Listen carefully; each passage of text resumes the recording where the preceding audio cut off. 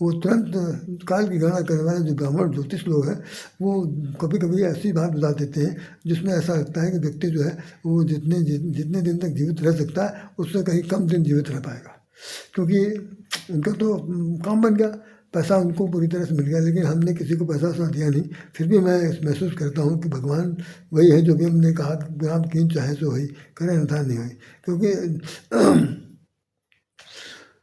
सबका रखवाला है राम, जिसका रखवाला है राम उसका कौन बिगाड़े काम। ये बिल्कुल सच है कि जिसका रखवाला ही राम है उसको संसार में कौन ऐसा बिगाड़ सकता। एक दोहा आता है अक्सर कि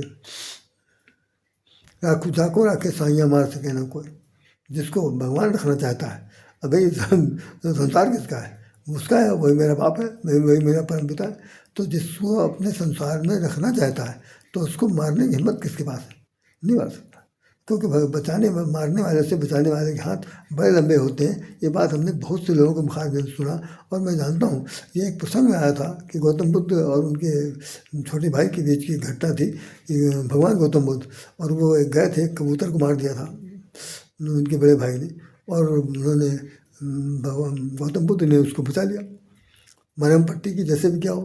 तो उसके बाद वो आया, कहने लगा ये मेरा शिकार मुझे दे दीजिए। तो गौतम बुद्ध ने कहा कि मारने वाले से बचाने वाले का अधिकार सबसे ज़्यादा होता है, मैं इसे नहीं दूंगा क्योंकि आपने इसे मारा है, हमने इसको बचाने का प्रयास किया। तो उस पर थोड़ा सा जैसे तनातनी हो गई।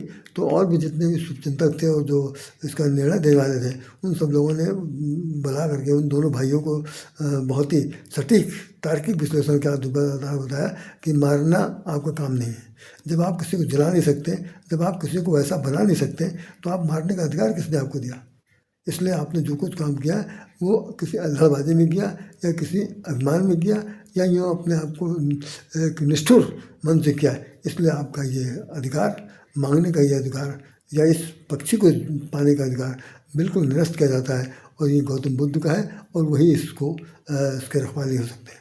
तो कहने का तात्पर्य यह है कि आदमी चाहे कितना भी मनोबल उसका गिर जाए लेकिन मगर भरोसा भगवान पर उसका है, वो भरोसा भगवान पर है तो वो उसका भरोसा भगवान कभी टूटने नहीं देते।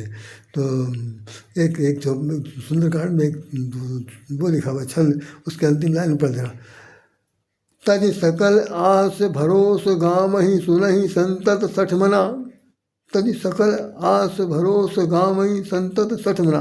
उन्होंने कहा कि सारे संसार के प्रति जहाँ जहाँ पर तेरा भरोसा लगा हुआ है सठ मूर्ख मन, तज सकल आस भरोस, सबसे आशा भरोसा छोड़ दे।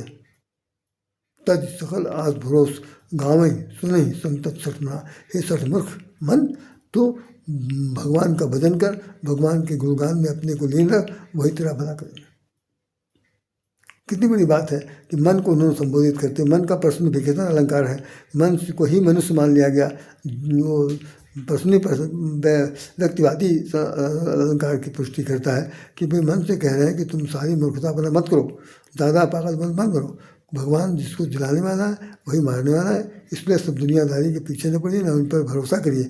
ये कभी भी किसी वक्त भी दांव दे सकते हैं। तो भगवान पर अगर आपको भरोसा रहेगा तो भगवान आपका भरोसा कभी टूटने नहीं देगा।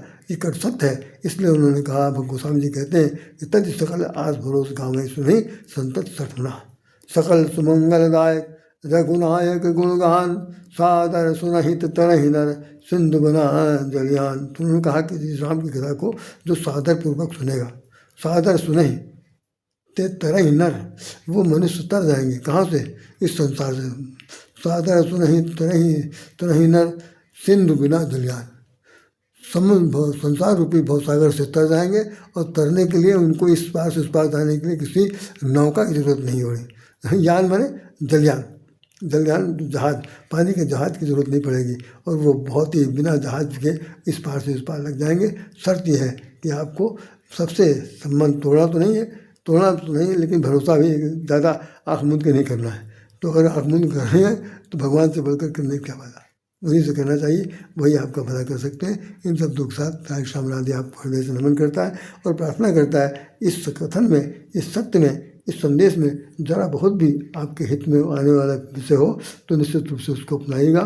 इन सब दुख साथ राय शाम आपको फिर से नमस्कार करता है। जय श्री राम, जय श्री राम, जय श्री राम।